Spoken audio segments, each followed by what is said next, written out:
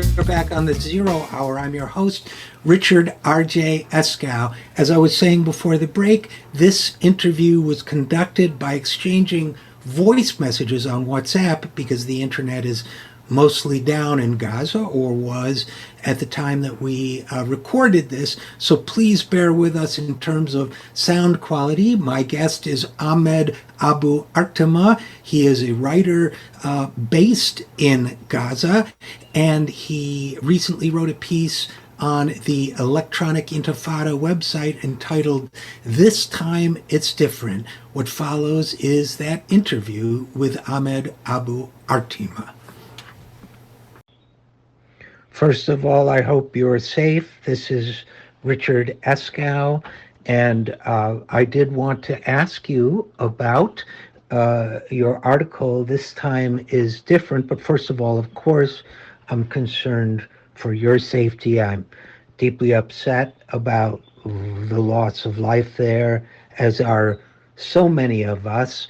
It's tragic what we've seen happen, and I would like to know, to begin with, first of all, you wrote an article a couple days ago, or I read it a couple days ago, entitled This Time It's Different, about the feeling of Gaza under bombardment, that there's a determination, a strength, and again, I'm paraphrasing, but that there is a demand for a response.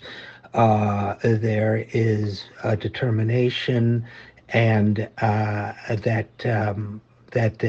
you write, the Palestinian people may weaken, but they will not die. They have the will to fight until the end and certain victory. So I guess my first question would be, how has that changed in the days since you wrote those words?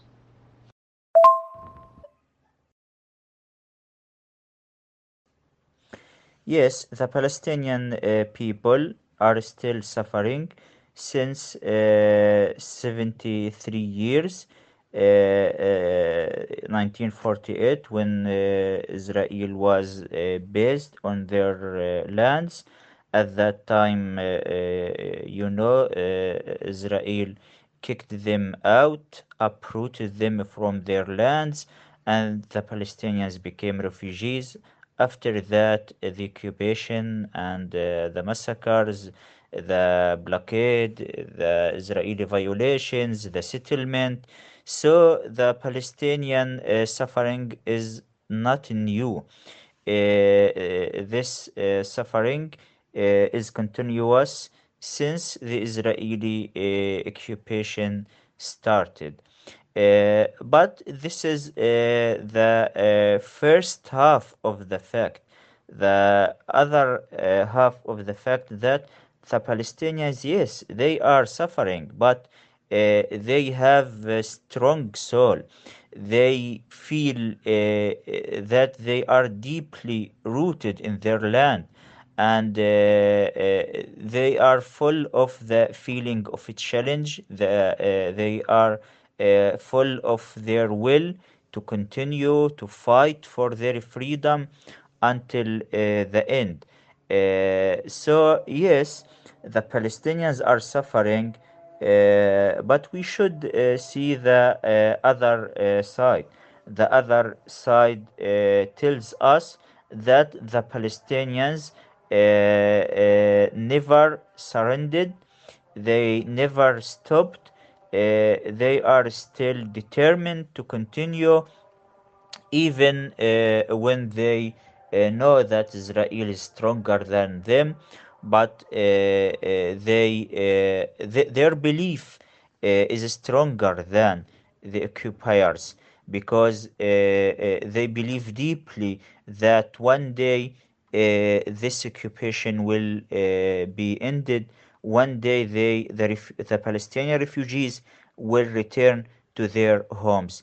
So if we want to focus on the Palestinian situation, yes, the people here disagree with the factions like Hamas and the other factions. Yes, the people may disagree with those factions in their ideologies, in their social programs, but the majority of the people they don't they never disagree with the fighters on their position toward the Israeli occupation.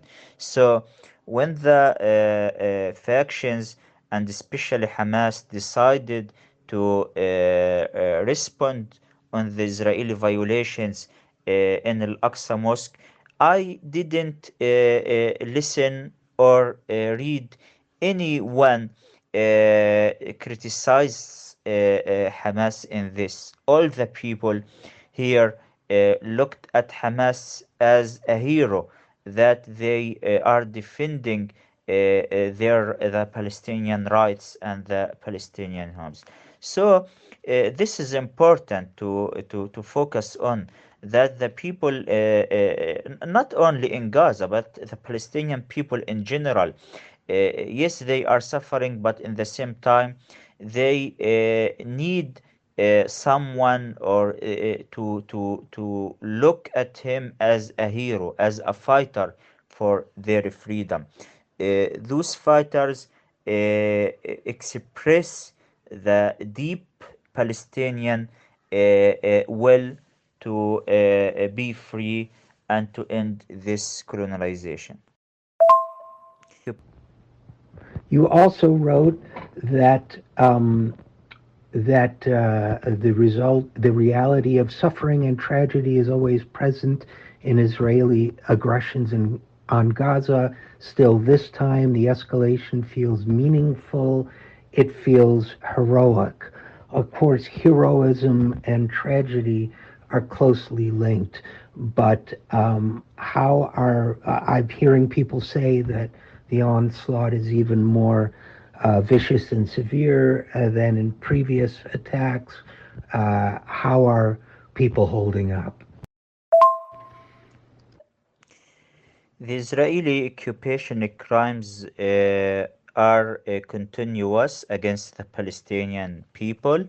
In this escalation, Israel killed at least 220 Palestinians. The majority of them are civilians. Tens of them, maybe more than 50 of them, are children. So the Israeli crimes are still continuing. And also Israel destroyed huge buildings in Gaza, and deliberately Israel tried to make the Palestinians feels that they will pay high cost when they decide to resist against Israel. Uh, but the people, the Palestinian people, and this is like all the people, they were under similar conditions.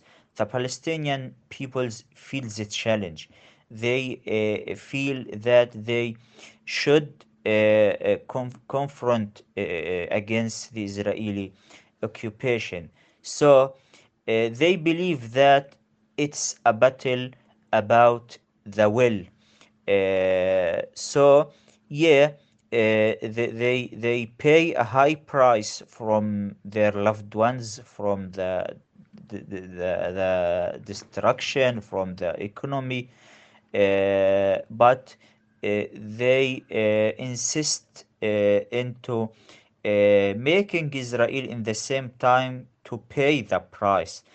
And I think this happened by a way or another in this escalation when all the world see how Tel Aviv how the destruction and how the bombing against Tel Aviv.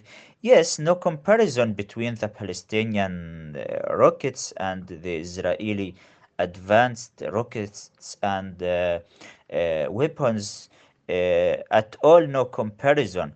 But I think we can hold a comparison between the Palestinian will and the Israeli will. Israel has strong weapons.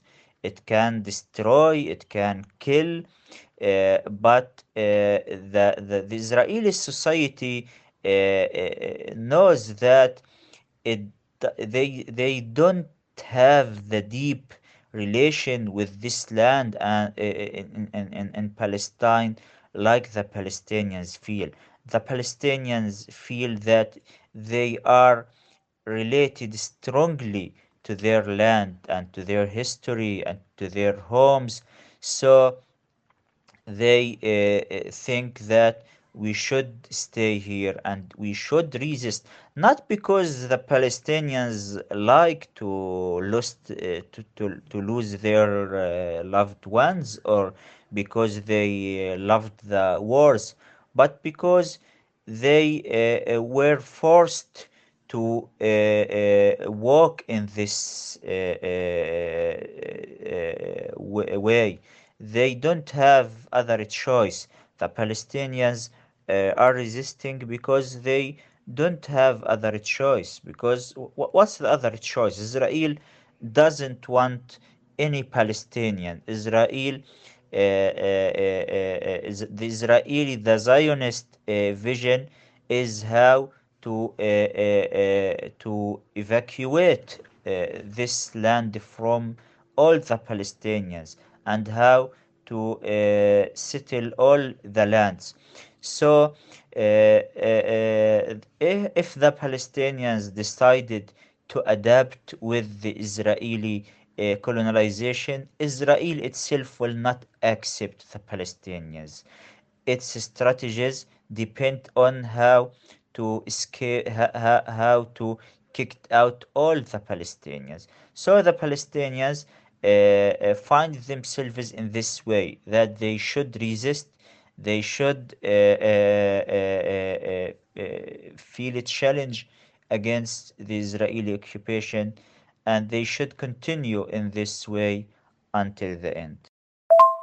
What do you think the people of Palestine most want the world to know and might most want people of the United States to know about what's happening to them now and what's been happening to them over the past 10 years, 20 years, 75 years? The most important thing we need that the world know is the real story in Palestine, how this problem started. I read many articles or watched many interviews that treat with the Palestinian issue in wrong way, without returning to the root of the problem. I should the wisdom and the true and the justice, we should return to the root of the problem, how the problem is started. Some people focus on the Palestinian responses or on Hamas as it's the problem. This is completely wrong. uh, uh, Even Hamas is just a result. It's not the root of the problem. Hamas was established maybe 35 years ago from now. But before that date, before 35 years from now, before 70 years from now, the Palestinians were under the Israeli massacres, the Israeli violations, the Israeli occupation. So, how this story started? The story started, it even didn't start in 1967. It actually started in 1948, when the Zionists movement came to Palestine, and they decided we want to build a state for the Jewish people here in Palestine. And we are not against we are not against the safety for the Jewish people, but simply you cannot solve a problem of a group of people at expense of another a group. So this what's happening. The establishment of the Israeli state in Palestine meant uh, tens or hundreds of thousands of victims, millions of refugees, because they expelled out a complete people, the Palestinian people. They kicked out it, they uprooted it from their land, and Israel occupied the rest of Palestine in 1967. So the Palestinian people are struggling for their freedom. They are struggling to end this colonialist project on their land. Now, on 2021, there are still 7 million Palestinian refugees. They are waiting their return to their homes.